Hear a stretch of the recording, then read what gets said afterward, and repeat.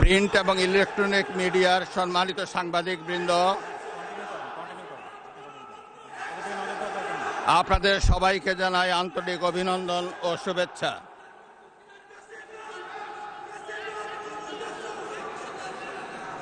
জনাব স্পিকার,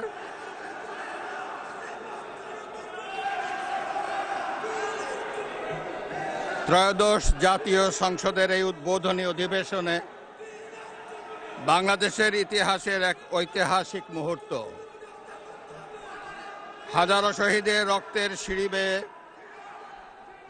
দীর্ঘ ১.৫ দশকের ফ্যাসিবাদী শাসনের অবসানের পর একটি শান্তিপূর্ণ, অবাধ, সুষ্ঠু ও নিরপেক্ষ নির্বাচনের মাধ্যমে নির্বাচিত প্রতিনিধিদের নিয়ে এই মহান জাতীয় সংসদের যাত্রা শুরু হয়েছে।